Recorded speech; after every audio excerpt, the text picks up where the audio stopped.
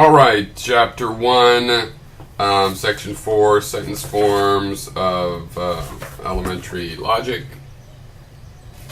And the link to the book and to a playlist with these videos should be below. If it's not there yet, I'm probably putting it there. Feel free to remind me if you think I've forgotten. Section 4, Sentence Forms. Returning now to less technical matters, we attend once again to the distinction between direct and indirect occurrences of names or descriptions in sentences or other linguistic expressions. Consider the following argument. The man who committed the crime was carrying a gun. Smith is the man who committed the crime. Therefore, Smith was carrying a gun. This argument is sound, for if the second premise is true, then the name Smith and the description the man who committed the crime denote the same person, and thus the conclusion and the first premise say exactly the same thing about the same person. But now consider the argument. Jones knows that the man who committed the crime was carrying a gun. Smith is the man who committed the crime. Therefore, Jones knows that Smith was carrying a gun. It's easy to see that this argument, unlike the other one, is not sound, for even if the premises are true, Jones may not know that Smith is the man who committed the crime. And so there is little reason to conclude that Jones knows that Smith was carrying a gun. The difference between these two cases is symptomatic of the fact that words following such expressions as knows that, believes that, wonders whether, necessarily, and the like do not in general obey the same logical principles as they do when they stand outside the scope of such expressions. Okay, you should be catching some of the limits of logic here, as powerful as it is, and as we dive into the power that it does have. When a name or description occurs directly in a sentence, its replacement by any other name or description having the same ordinary denotation will not alter the truth value of the sentence. This is because the denotation of a sentence is its truth value, and thus the Freudian principle that the denotation of a complex expression is a function of the denotations of its parts ensures that the truth value will not be changed by replacement of the kind mentioned.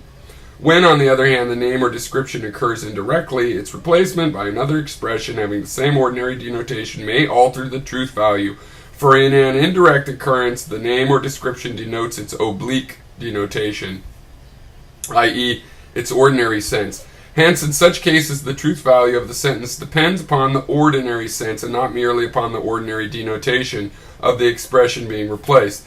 In the sentence, the man who committed the crime was carrying a gun, the occurrence of the description, the man who committed the crime, is direct, and replacement of this description by any other name or description of the same man, e.g. by Smith, will not change the truth value, but the occurrence of the same description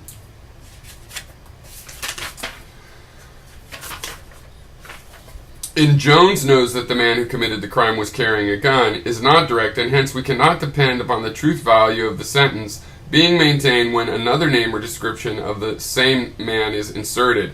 Note that sentences like Mark Twain is a pseudonym present a somewhat different problem. We shall say not merely that words Mark Twain do not occur directly here, but that they do not occur at all.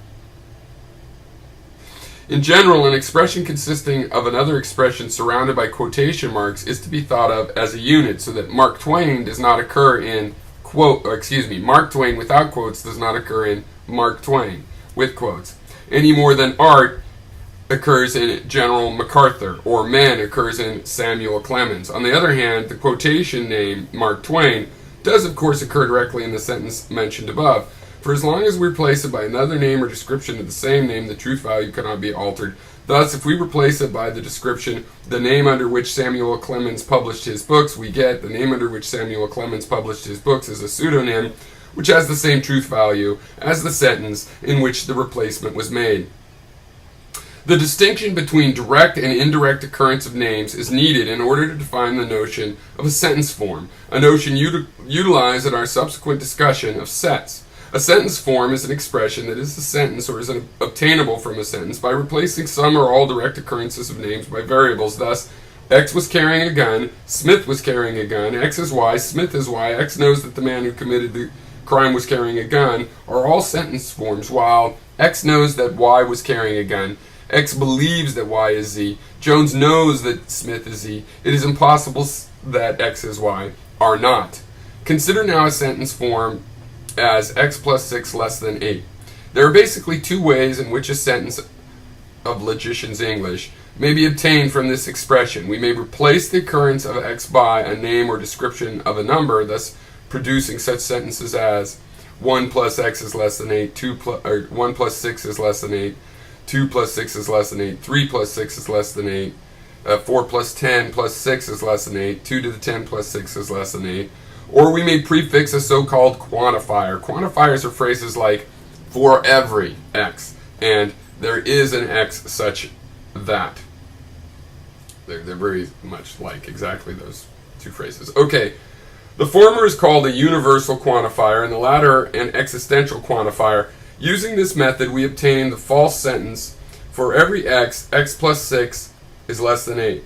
And the true sentence, there is an x such that x plus 6 is less than 8. We shall extend the use of quantifiers, which are common in mathematical discourse, to discourse of all types. For instance, we shall understand there is an x such that x is now the President of the United States. To be a true sentence asserting that at least one person is now President of the United States, while the sentence, for every x, x is now President of the United States, will be false, stating as it does that everybody and everything is President. Note that in the definition of sentence form given on the preceding page, the term sentence is to be understood to cover sentences which, like those just mentioned, contain quantifiers as well as variables to which those quantifiers apply. Sometimes combinations of quantifiers are used, as in, for every x there is a y such that x does not equal y, which is true, and there is a y such that for every x, x does not equal y, which is false.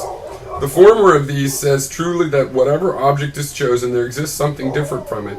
The latter says that some object is different from everything, including itself. Strictly speaking, a sentence form that is not a sentence has no truth value. Nevertheless, such expressions are often asserted. In many cases, it is evident that the given expression is to be taken as implicitly preceded by a universal quantifier binding the relevant variables, so that x times y plus z equals x times y plus x times z represents, for all numbers, x, y, and z, the given statement. This is not always so, however. For example, the sentence form x squared minus 4 equals 0 is not usually employed as a short way of writing the false sentence for every number x, x squared minus 4 equals 0.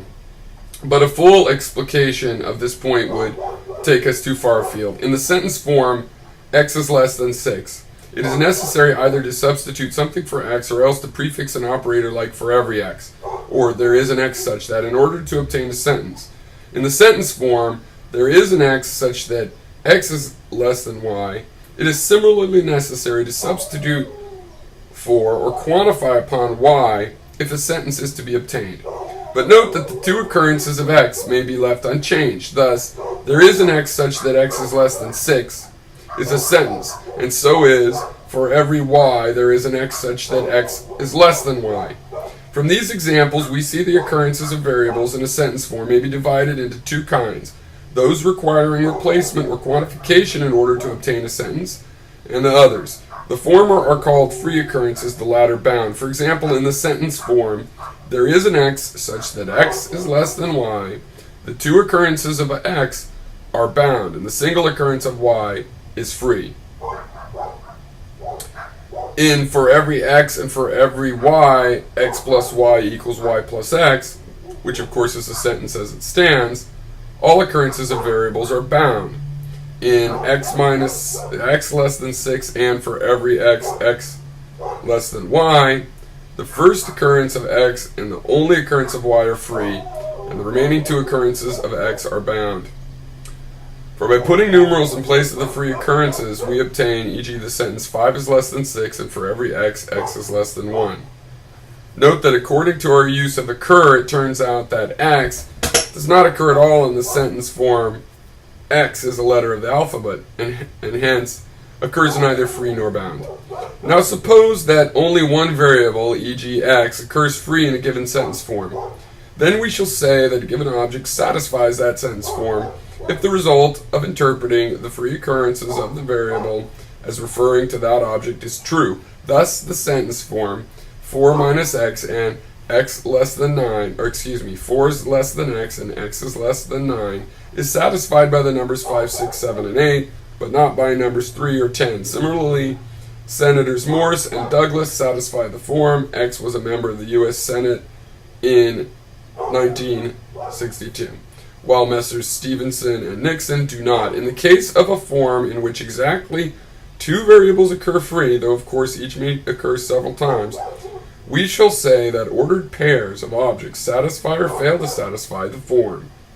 In this connection, the variables are taken in alphabetical order. For instance, the pair consisting of the integers 3 and 6, in that order, satisfies the form x is less than y, while the opposite pair consisting of 6 and 3 does not. The latter pair, but not the former, satisfies the form y less than x. When three variables occur free, we must consider ordered triples of objects. The triple consisting of 3, 5, 7 satisfies the form x less than y and y less than z, since 3 is less than 5 and 5 is less than 7 is true. But the triple consisting of 3, 5, 3 does not. For 3 is less than 5 and 5 is less than 3 is false. Another useful notion is that of a description form. Description forms are to descriptions as sentence forms are to sentences. Thus, the teacher of X becomes the description, the teacher of Alexander the Great. When the occurrence of X is replaced by the name Alexander the Great, as in the case of sentences, so with descriptions, the distinction between direct and indirect occurrence of component names or descriptions is important. For only when the component occurs directly can we be sure that its replacement by another expression with the same ordinary denotation will not alter the denotation of the description in which the replacement is made.